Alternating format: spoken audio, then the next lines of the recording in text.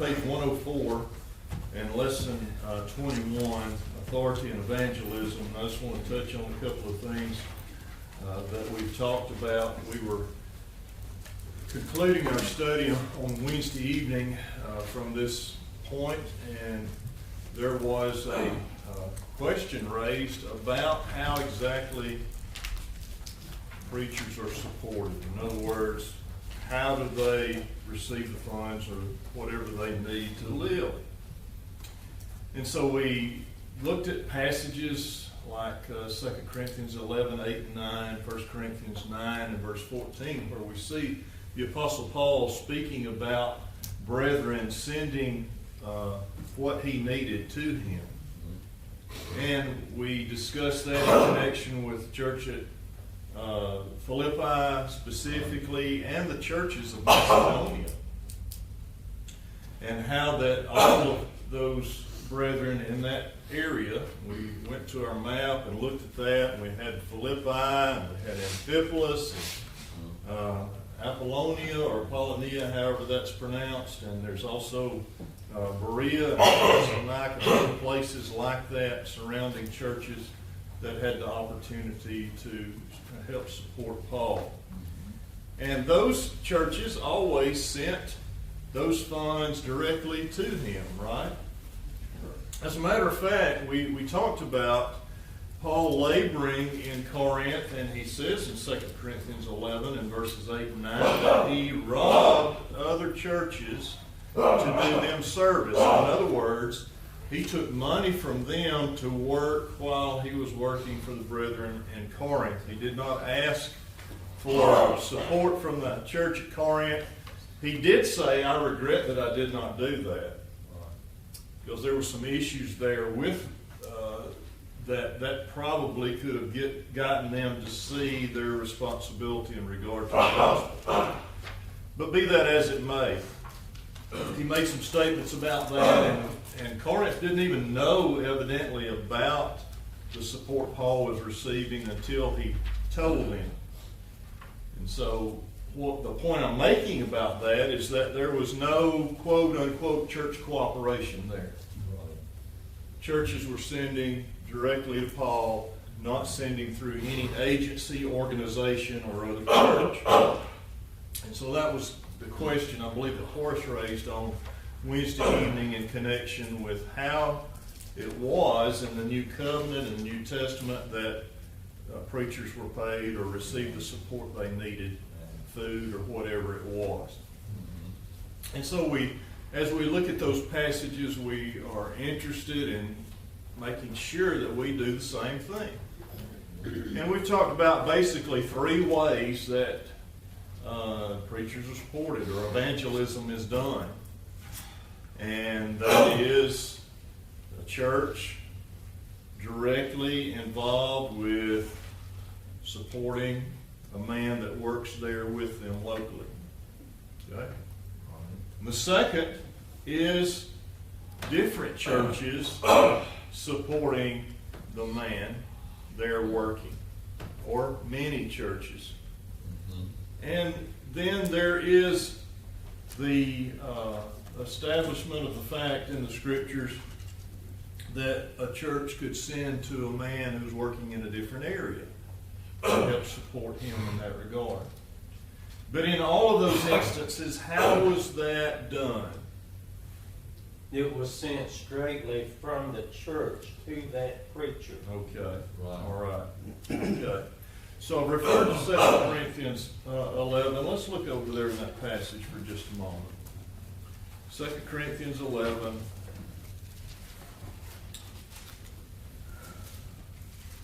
Corinthians. Let me get over the right letter. 2 Corinthians 11.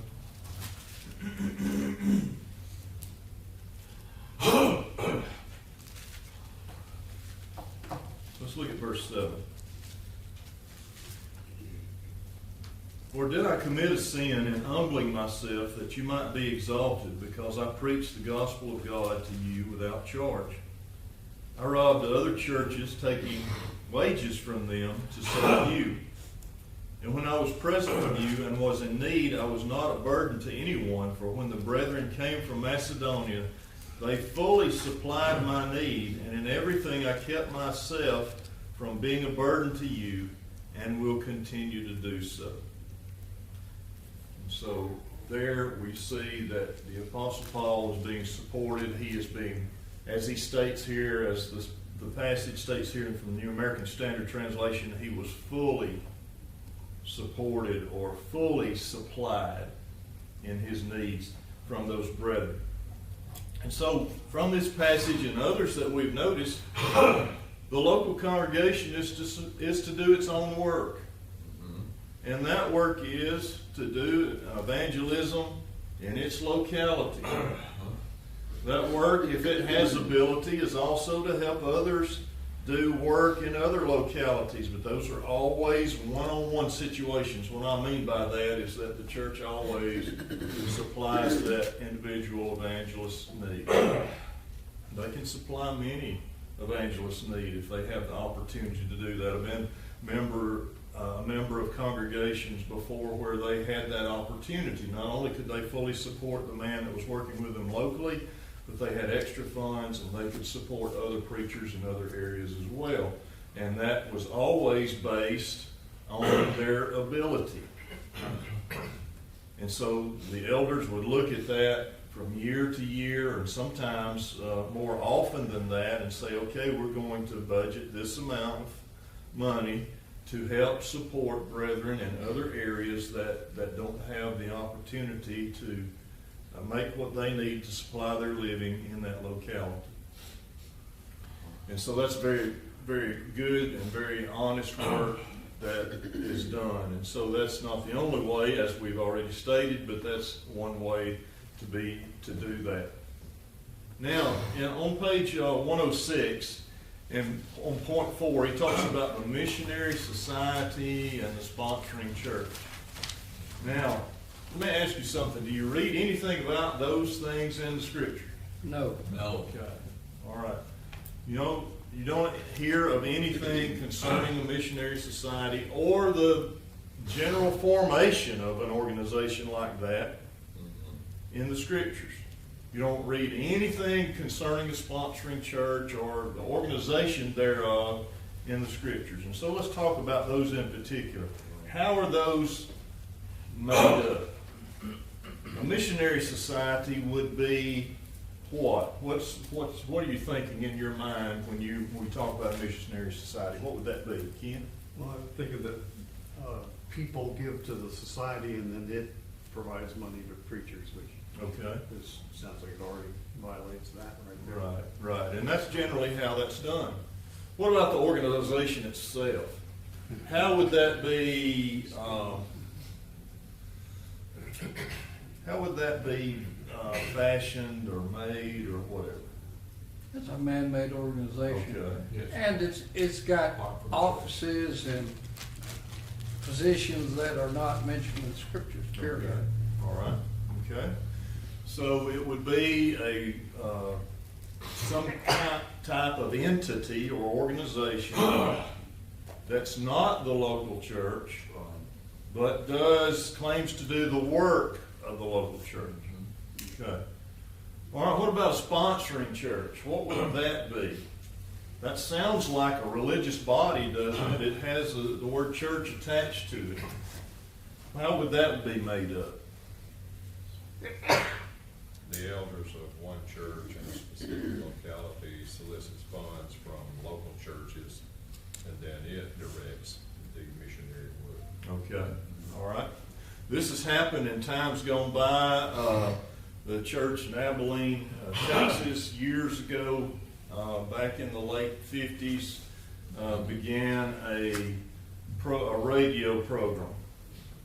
And they began to collect funds, and I'll simply refer to this in their vernacular, brotherhood funds. In other words, they would solicit funds from the treasuries of different churches.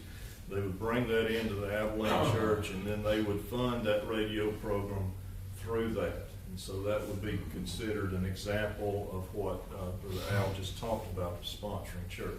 Steve? It's that chart at the bottom of 105 right there. Okay. So, yeah, that's basically what's going on. All right. Yeah, I'm just thinking too, I can think of some arguments that I could make as a preacher to say, well, it would be a lot, I'm thinking of brethren that typically have a lot of support, especially if you've got fellows that are somewhere where they need outside support, like, for all their support. I can imagine there's an argument there to say, well, listen, he's getting all these different checks from all these different congregations. Some of them aren't giving him 1099s for his taxes and things like that. Wouldn't it just be easier if it just through this whole organization? So you can think of arguments to make this sound good, Right. but none of that really matters in the grand scheme of things, because that's not the way. Exactly. And so, as Stephen has referred to the chart at the bottom of page 105, we have those C's, those 3 C's on the left-hand side, which are local, represent local churches, and the big C in the middle.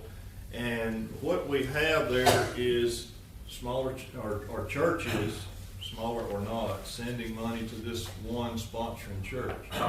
And that in itself creates agency. And so agency, as he states there above that chart, always causes subordination.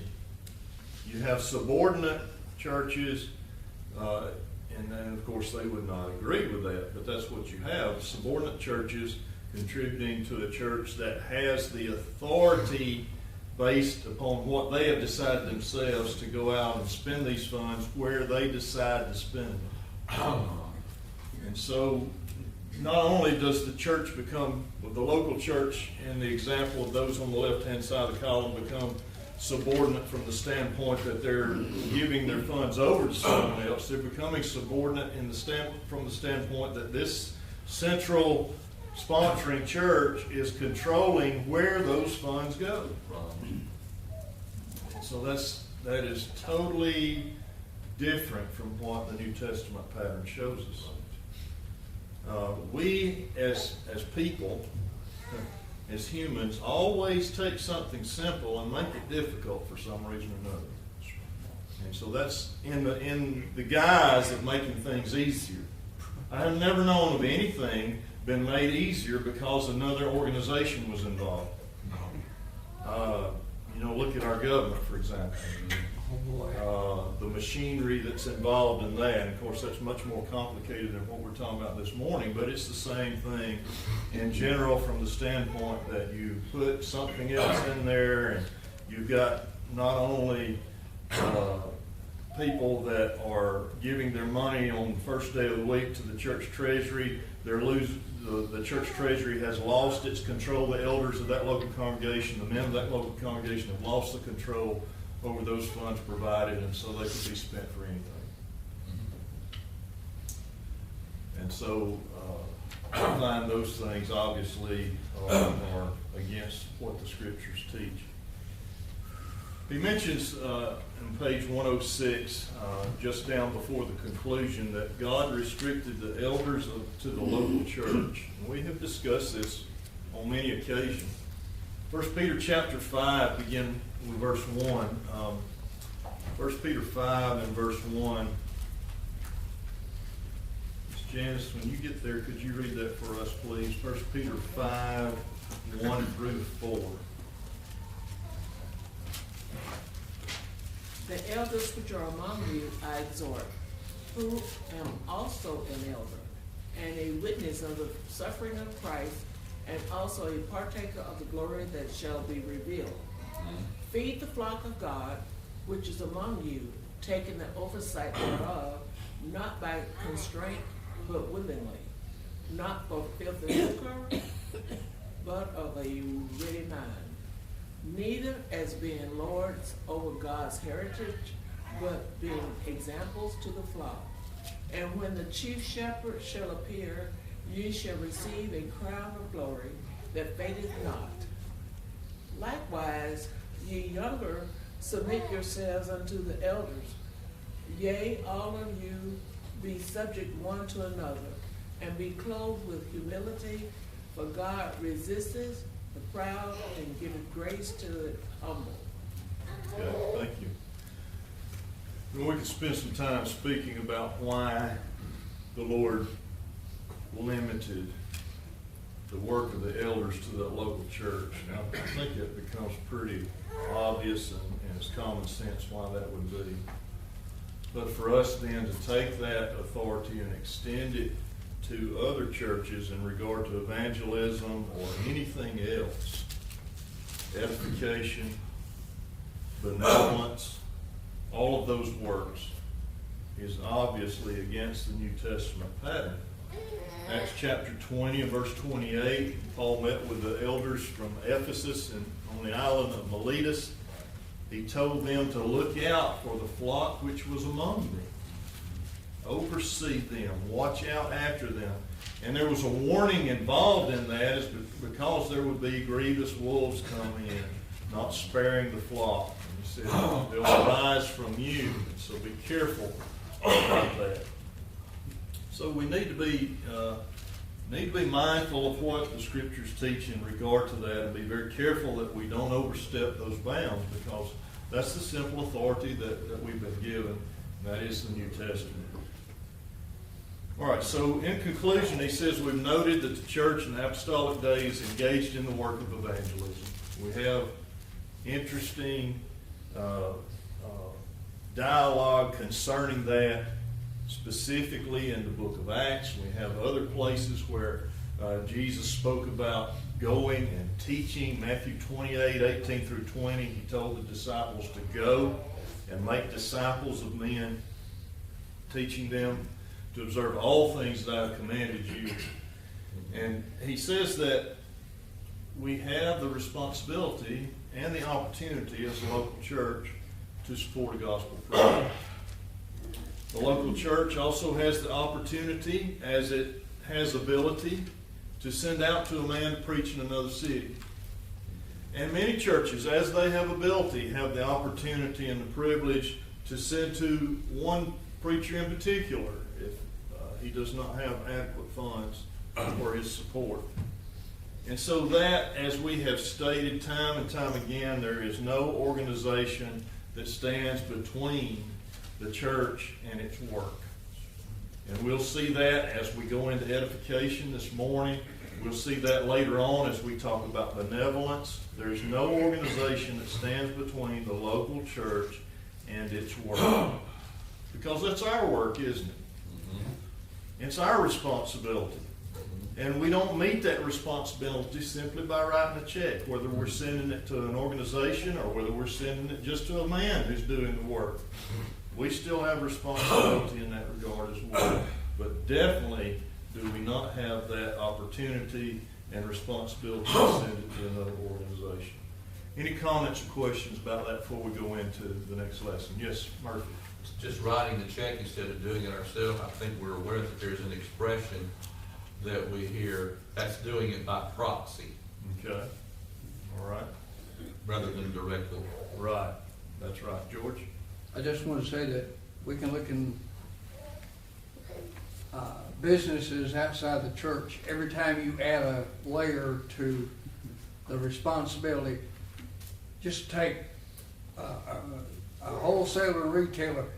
If you buy a product that's made by a company and you buy it from a outlet, well, the first thing that happens when you have trouble with the product, and the middleman says it's the factory's responsibility, and the factory says it's the retailer's responsibility, and like I said, you can see how much trouble it adds every time you put something in between one thing and another. Right. Yeah, there are always situations like that come up. Okay.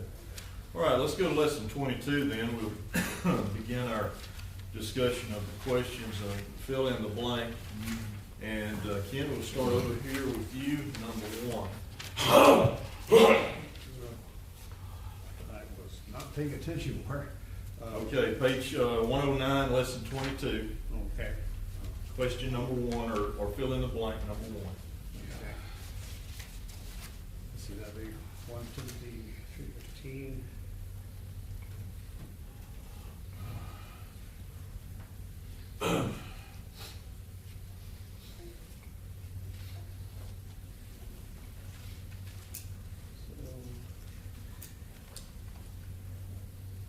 But if I'm delayed, I write that you may know how you ought to conduct yourself in the house of God, which is the church of the living God and the pillar and ground of the truth. Okay, 1 Timothy 3:15. Okay, very good. Janice, you have number 2? And they sent forth Barnabas that he should go as far as Antioch. Okay, all right, that's found in Acts 11 and verse 22. And what is happening, you know, we spend a lot of time talking about Barnabas and Paul in Antioch, but what happened prior to that in Antioch? You recall? There were men of Cyprus and Cyrene and other places that came teaching the gospel there. That's right. And so the gospel had been taught. People had been, for lack of better phrasing, organized into a group of Christians. And the church at Jerusalem sent Barnabas up there to work with them. Obviously, these men of Cyprus and Cyrene couldn't stay a long time. But Barnabas and Paul stayed up there about a year, working with these brethren. And so, you know, while we emphasize, and for the purposes of this lesson, it's very important that we do emphasize Barnabas and Paul. There were other men involved in that. Yes. And we don't need to take that as a lesser value, because there were brethren everywhere preaching and teaching the gospel. And I think we fail to emphasize that sometimes and understand the power of the gospel. It wasn't just those that went out from Jerusalem who were apostles that were teaching and preaching the truth. Men went everywhere based on Acts chapter 8 and the first 3 or 4 verses upon the persecution of Stephen, preaching and teaching the gospel. All right. Number 3, Ellen. I thank my God upon every remembrance of you in view of your participation in the gospel from the first day until now. Philippians 1:3. All right. Very good. Okay, so these of Philippi participated, had fellowship with Paul in the preaching and teaching of the gospel. In other words, they supported him, as we have seen in other passages. Murphy, number 4. Yet I supposed it necessary to send to you Epaphroditus, my brother, and companion in labor and fellow soldier, but your messenger and he that ministered to my wants. Philippians 2:25. Okay. All right. Number 5, Miss Shirley. Now you Philippians know that in the beginning of the gospel, no church shared with me as concerning giving and receiving, but ye only. 1:4:15. Okay. 6, Jonathan. For from you sounded out the word of the Lord. 1 Thessalonians 1:8. All right. Sir, would you like to read Acts 8:4 for us? Acts chapter 8, verse 4.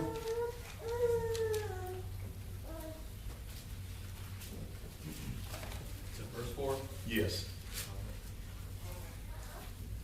Therefore, those who scattered when they were preaching the word. Okay. All right. So there's the passage that I referred to just a moment ago in connection with the preaching and teaching not in Antioch and in other places as well. Thank you for reading that for us. Linda, number 8. But Paul increased the more in strength and confounded the Jews who dwelt in Damascus, proving that this is very Christ. Very Christ. Okay. Very good. And the idea there that this is truly the Christ. Okay, Tyler, how about Acts 9 and verse 29? Acts 9, verse 29. You read that for us?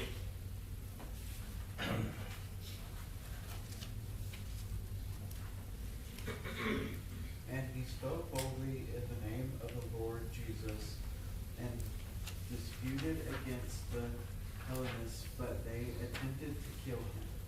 Okay, all right. This is referring to Saul, who was later named Paul, the Apostle Paul, as he was speaking and teaching in Damascus and other places where the word was being taught. So this is obviously following his obedience to God's will there in the hands of Ananias and Damascus. Okay, Michelle, number 10. Even so, hath the Lord ordained that they which preach the gospel should live the gospel. 1 Corinthians 9:14. All right, very good. Mary, number 11, you don't have that? Okay, Al, number 11. Take ye therefore unto yourselves and to all the flock over which the Holy Ghost hath made you overseer. Acts 20:28. All right, very good. Let's see, number 12, Steve. Feed the flock of God which is among you, taking the oversight thereof. All right, speaking to the elders, Apostle Peter writing there, that general epistle. Okay, brief answers. Number 1, Alice, does the church have a work of evangelism? Yes. It does, doesn't it? What is evangelism? Spreading the gospel. Spreading the gospel, good news. Okay, being a messenger, teaching the gospel. Number 2, George, what means of authority can you cite to establish the fact that the church is to spread the gospel? It's a responsibility of the local church. It's just talking about the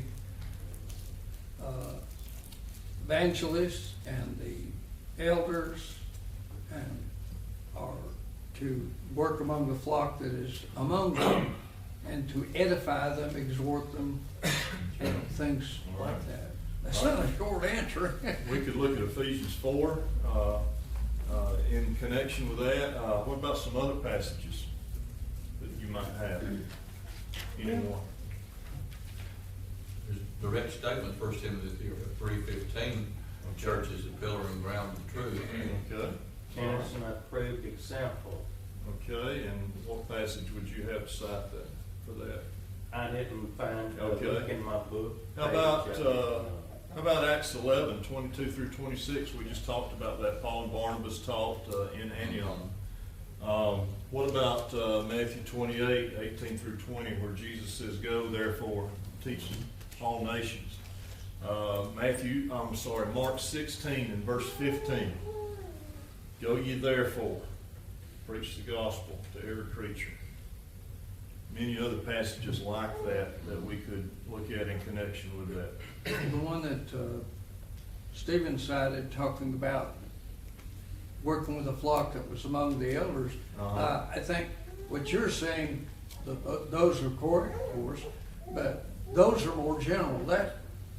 That he cited was more specific. Okay.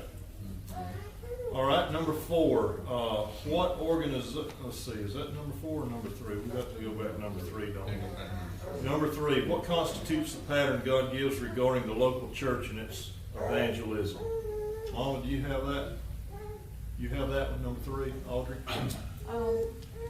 We can send out individuals to evangelize from the local church, and we can support a preacher from the church treasury, and we can also support preachers doing work in other areas, but that is a direct support from the church to the evangelists. Okay. But All right. basically, we're all charged with doing evangelism. Okay. All right. So in regard to the local church and its work, the church provides funds directly, doesn't it? Mm-hmm. Okay. All right. Very good. Number 4, John, what organization is involved in the work of evangelism in apostolic times? The local church in each zone is an organization of its own. Okay. All right. Is there any other organization involved in apostolic times? No, Okay. no other name Okay. that is used for the church. Right. All right, back to you, Ken. Number 5, has God told us how the church did its work of evangelism? Just people went out and talked about it. Okay. So that'd be yes then. Okay. Oh, yes, I'm sorry. All right, that's all right. All right, number 6, is there a difference between the individual, that's the individual Christian, and the church in the work of evangelism? Number 6, what do you have for that, Janice? I think there's a difference. Okay, I think there is too, and I think the New Testament shows that, doesn't it? The individual teaches or preaches the gospel the local church financially supports the preaching and the teaching of the gospel. And it can be said that as we're assembled together this morning, that the local church is preaching and teaching the gospel. Okay, it can be said that that is the case. But from the standpoint he's talking about here in the question, the individual is doing that.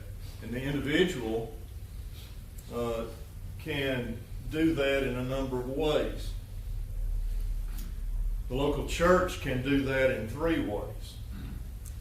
And so there's a difference between the way an individual can preach and do that and the way that the church is given to do that. But what is the specific thing there to be taught is the gospel, right? Mm-hmm. Now, I'm not saying that we should go out and use, the individual has a freedom to go out and use ways that are not biblical. That's not what I'm saying. Okay. But the individual has liberties and abilities to go and do what what the local church would not because of its collectivity. Mm-hmm. All right, talk time. Be prepared to discuss the direct statement that shows that the church has a work of evangelism, and this would refer to the same thing we're talking about up there in number 1 and number 3. Ellen, what do you have for that? I guess we're just referring to his discussion on page 103 about the church being the pillar and ground of the truth, and also the examples of churches who evangelize. Okay, all right, so that's indeed what he's talking about, 1 Timothy 3 and verse 15. Let's see, what else was I going to say about that?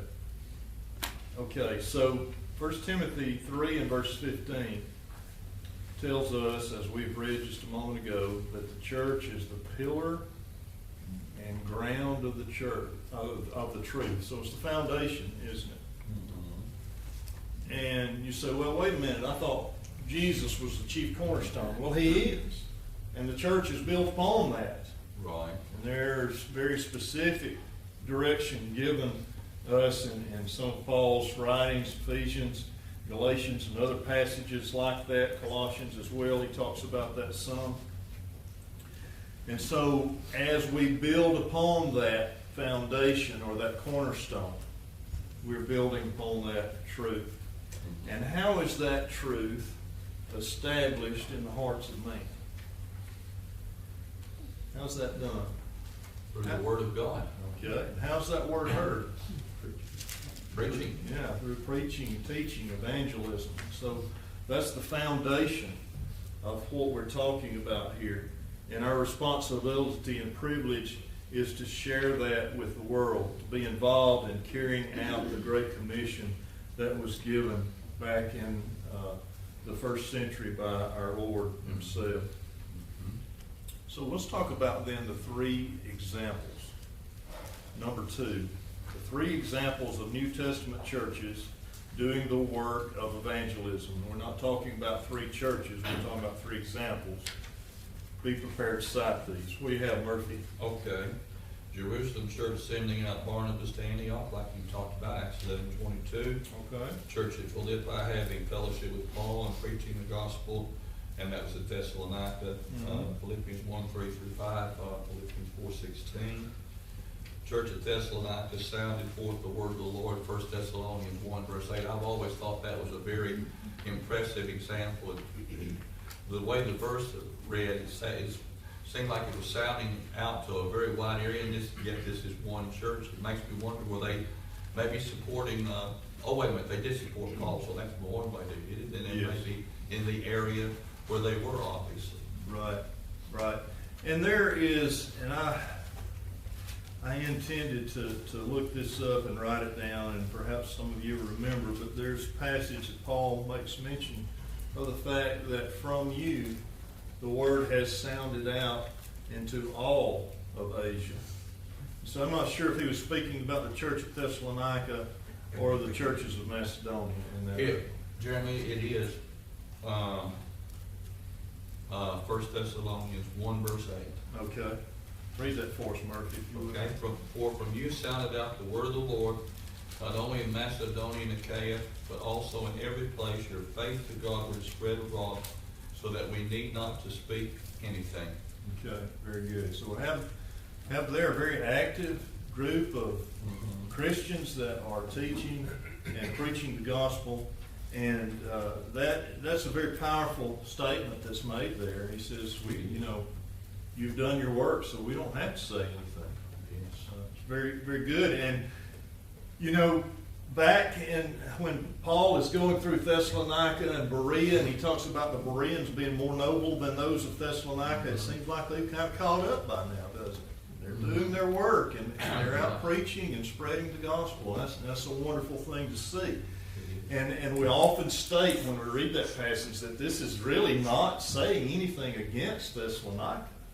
It's just that the Bereans were so interested and hungry for the truth at that point in time. And then those of Thessalonica come on and take off and do their work as well. It's a great and wonderful thing to see. All right, now we've gotten those two done. Let's go to page 111.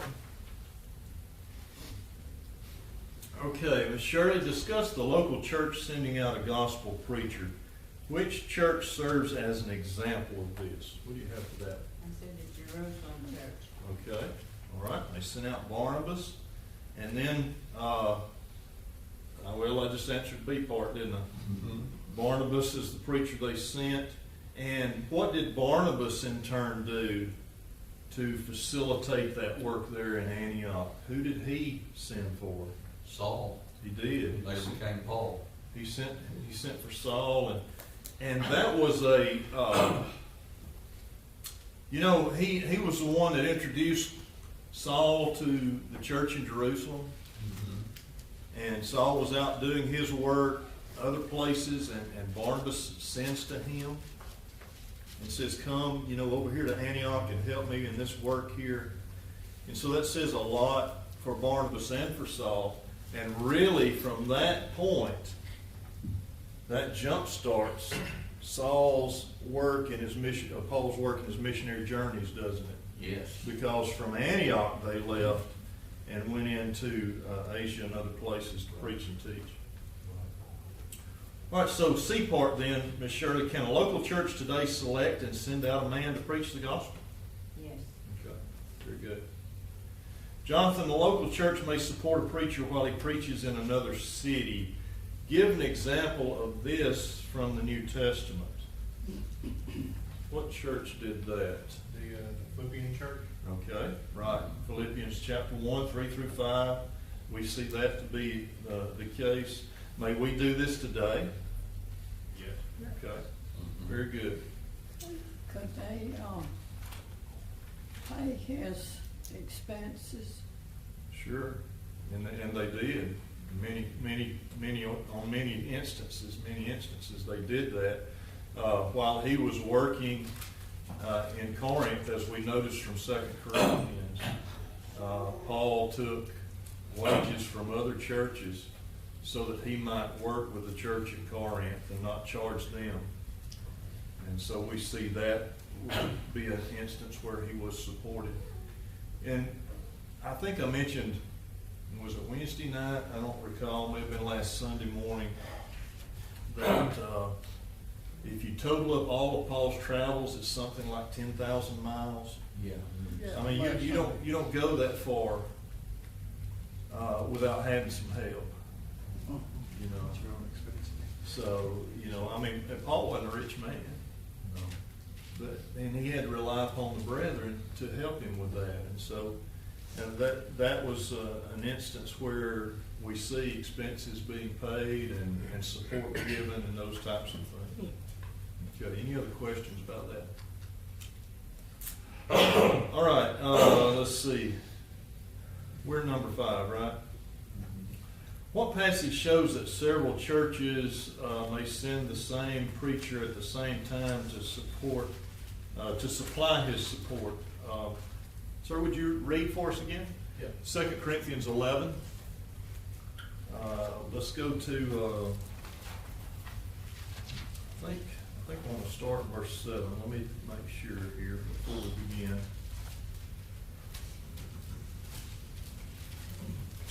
Yes, 2 Corinthians 11, 7 through 9, please. Did I commit sin in humbling myself that you might be exalted, because I preached the gospel of God to you free of charge? I robbed other churches, taking wages from them to minister to you. And when I was present with you and in need, I was a burden to no one for what I lacked. The brethren who came from Macedonia supplied, and in everything I kept myself from being burdensome to you. And so I will keep myself. Okay, very good. Thank you. And so we see then what church is involved here. Macedonia, yeah, the churches of Macedonia. And we concluded that that included who? You recall? Philippi. Who else? Those two A words, remember? Amphipolis. Apollonia. There's also in that region the church at Berea. We have the church at Thessalonica in that area. And so I think that, we don't know if indeed there was a church at Delphi or not, but that city is in the lower region of Macedonia. Neapolis, we don't have specifically a church mentioned there in Neapolis, but there's a possibility there was one there as well. That was up close to Philippi. That was kind of like a port city. And so all of these brethren were involved in providing funds for the Apostle Paul and most likely others as well. Wasn't Macedonia where there was like a vision of a man from Macedonia saying, "Come over here and help us"? Yes, that's right. Paul received that was a great thing that tried to spread out from there. Yes. Yeah, and on one occasion, he was forbidden to go over in that area. But then after that, he received that vision that encouraged him to go, and so he did so. And so the question then is, may this be done today? Can we do this today? Can several churches send to one preacher? Yes. Sure they can. Absolutely. That's one of the ways that we do. Yes, George. Well, nowadays even individuals contribute. I don't know. It may have been that some more prosperous individuals helped Paul. Absolutely. Yeah, that's right. No doubt that would have been the case. We see within the church in Jerusalem that was the case, in matters of benevolence. So that's a different work, but nonetheless that was the case. But then in evangelism, certainly there would have been those that would have supplied. You have Philip the evangelist supplying the Apostle Paul and Silas and others a place to stay, and so that's individual work there. And so lots of things like that went on, and these are just obviously just examples of many, no doubt, that did their work. And we talk about those of Thessalonica preaching and teaching the gospel. No doubt that there would have been individuals of that church doing that type of work as well. Okay, now number 6. Linda, discuss how the church sends to the preacher in the New Testament pattern. Directly from the church to the preacher. Okay, directly from the church to the preacher. So I remember in latter part of 88, 89, part of 90, several different churches were supporting me in preaching the gospel, and so they would send a check. Some would send it, once every 2 weeks. Some would send it once a month, and you say, that, like Stephen said a minute ago, that seems like a lot to keep up with. Well, not necessarily. I have a business today, and sometimes I get paid once a week. Sometimes it's once a month. Sometimes it's once every 6 weeks. And so it all goes in the same pot, doesn't it? Yes. And if you work at a job, you might get paid once every 2 weeks, once a month, once a week. Some places you might get paid every day. You know, there are apps on the phone now, we get paid every day if we want to get paid every day. Right. Those types of things. And so it's no more difficult to keep up with that than it is anything else. And so let's not use human reasoning to try to skirt the issues of the Scriptures.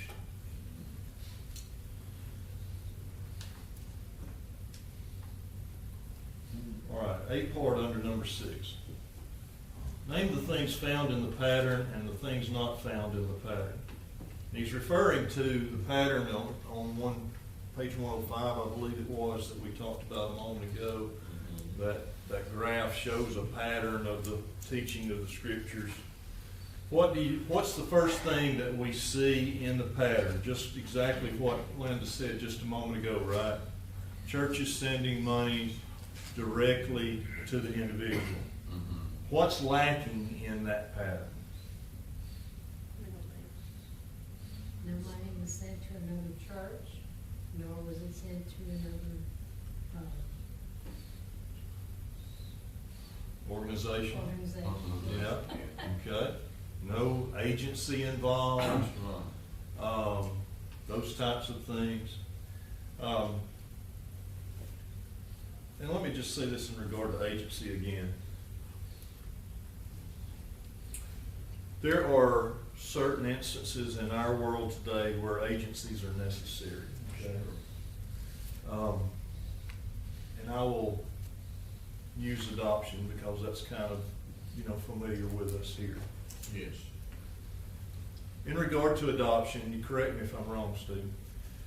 In regard to adoption, there's an agency involved there that makes sure that all the legalities are in place, that they're all followed, all the paperwork is filled out, all of those things are taken care of. And and I'm using a simple example, you even have more than this involved, it's my understanding. You have social workers involved in those types of things. And all those people are there to make sure that if I want a child, I don't go and steal a child from somebody. Or if I want a child and somebody wants to sell a child, I don't go and give them money and buy their child. Now, you can argue the point that isn't that what we're doing when we have agencies involved? Well, in a sense, yes, maybe. But from the standpoint of legality, those things have to be in place. Yes. But in regard to the Scriptures, if I can transfer the phrase of legality there, the word legality, the legalities are already in place, right? Yes. We have the Scriptures, and it's already stated there. We know what they are. We can follow them. Mm-hmm. And we have the proper organization, which is the local church or the local body of people. And we can use that to fulfill the work that is to be done according to the Scriptures. And so those are all in their proper place. And so no middleman of any kind, no missionary society, not another church involved in that. It's us supporting a local man. Yes, George? I know of instances far back, that say both parents were killed in an auto accident or something of that nature, or the father was unable to take care of all the kids. The kinfolk would take care of that, and I don't think there was any agency involved, but I'm just saying that's one other way that it can be done. Oh, yeah. I don't know if they would allow it now or not. Yeah. Steve? It depends on the situation too, as far as there may not be an agency involved if it's a private adoption, but you still want there to be a good lawyer involved who knows how to do that, who knows how to make sure. And part of that too, it's not just, it's protection on both sides. You want to make sure that nobody can come and make a case when the child is 5 or 10 years old. Well, hey, that's my son. Mm-hmm. I'm going to have him in my house now. Right. And that's kind of part of the process there. And to your point as well, we don't need any other institution, because what's going on here is that this is an inner and an outer work of the local congregation, and the universal church is involved from the standpoint that, you know, we talk about Jerusalem sending out Barnabas to Antioch. Well, who was in Jerusalem at the time? The apostles. That's the universal church. They were the leadership basically at that time. They were God's inspired messengers right there on earth. And we have those same apostles right here in this book. And we can call upon them and say, okay, what does Paul say about this? What does Peter do? Just like what we're doing right there. And what happens though when we bring up something else, it's kind of like when we hear about preachers in denominational churches being, you know, sent around to different places. I believe the Methodist Church does that. It does. As far as assigns preachers to certain places. And of course, I know the Catholic Church does that sort of thing. And so essentially you have something standing in the place of the universal church. And the funny thing about it is, like, people call upon the universal church. We've got to do something. You know, the church has to do this. But once you do that, you've established something different from the universal church. Something that actually stands against the pattern. And so, appreciate your thoughts there. Okay. Let's see, number 7, be prepared to show the difference between how the New Testament churches did the work of evangelism and how some churches of today are doing that. Well, we've talked a little bit about that already. Let's see, Nick, you got that? Number 7? Churches today sponsor churches, which there is no authority for. Okay, all right, so we've got churches and elders overseeing the work of others, right? All right, what else do they do? Well, that's the intake side. What's the outtake side of that? How do they use that money that they collect? Do they go back and say, well, I know you sent us this money, how do you think we ought to use that? They make that decision. They don't go back and Okay. instill. All right, so that decision's made from that sponsoring church, isn't it? Okay. Jeremy, Yes. you also have an eldership at that sponsoring church telling other local churches elders what they're gonna do with it. Yes, that's right. And so they have assumed the oversight of another congregation, at least financially. All right, Michelle, number 8, what is a sponsoring church? When their elders oversee the work after they send the money. Okay. All right, so we've got just as Albie just described, those elders.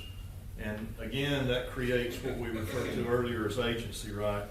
Subordination and oversight, where there's no authorization for that.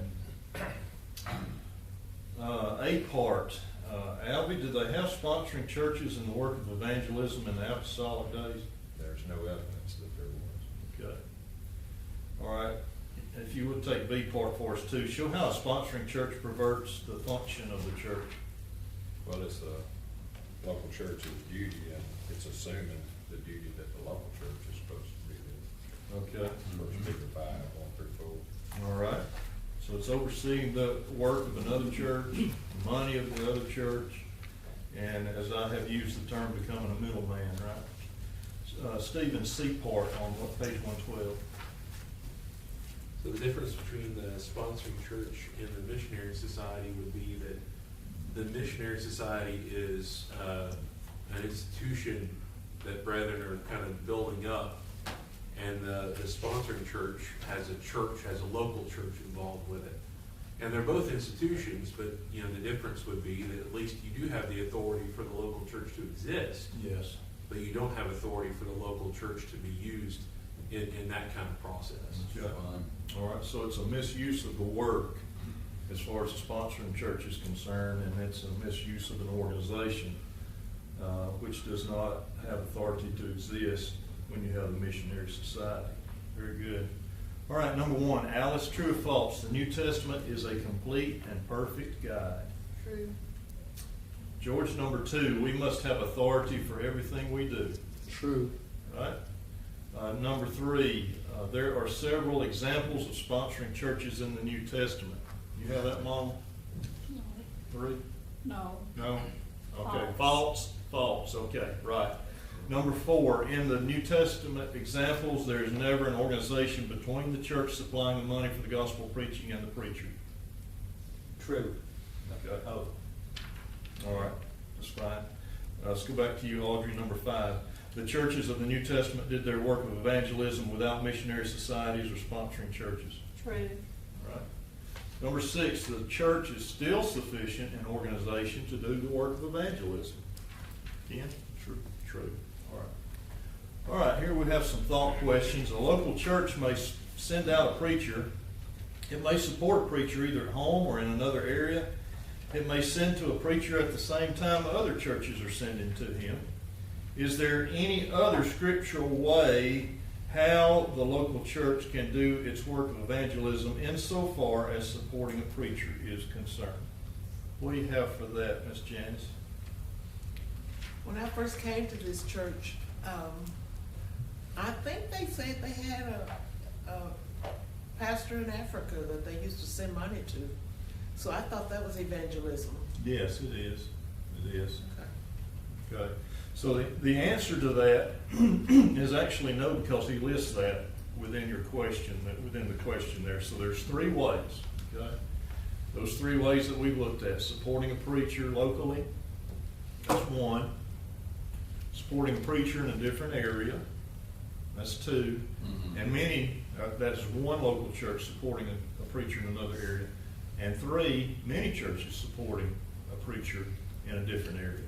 So those are the 3 ways. Gary, I know we're not talking about it, but an elder could be supported in the work of evangelism Right. in the same way as well. Absolutely. And there are cases where there are men who serve both as pastors and preachers, or elders and preachers.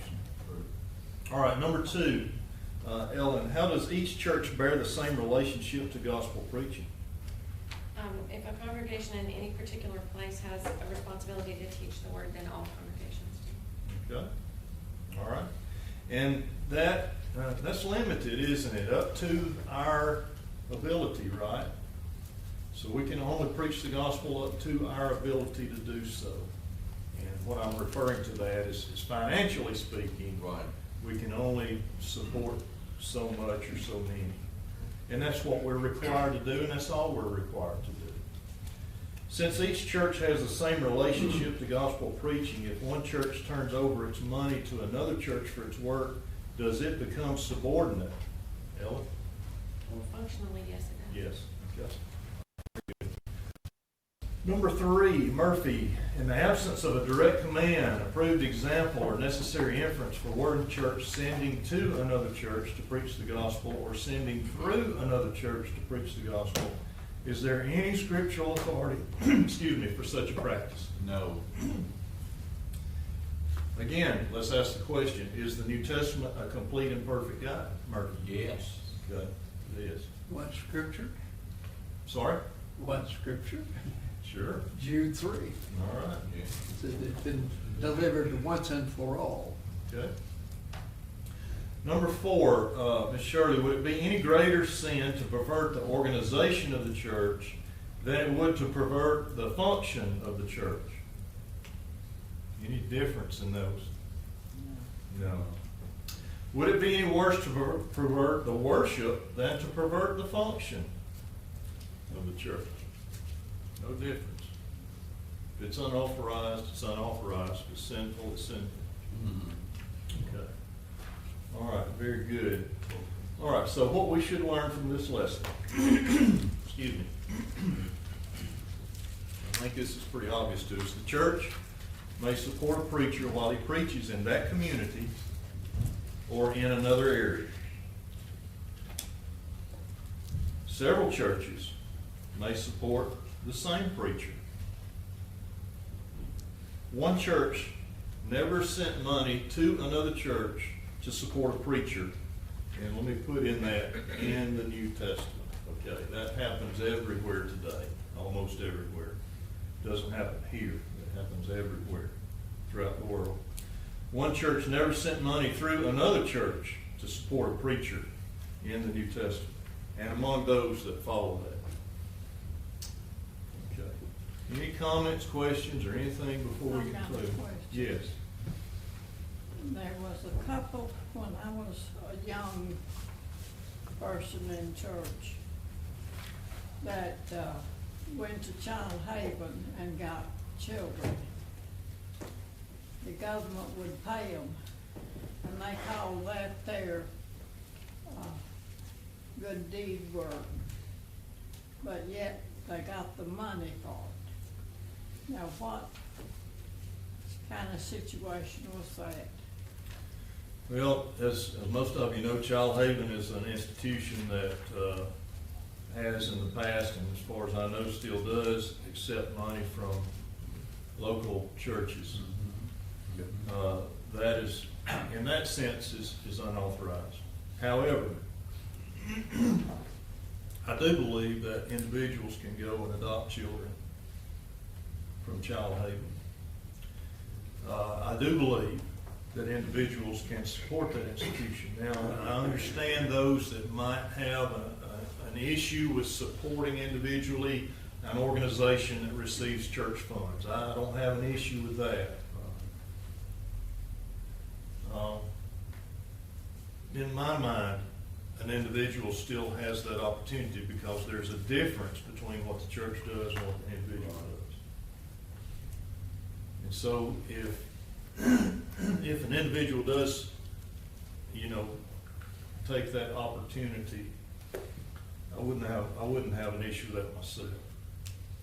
What I'm saying is that that's one of those things I think that we have to discern on an individual basis. Stephen, you have something you want to say? I wouldn't argue with somebody that has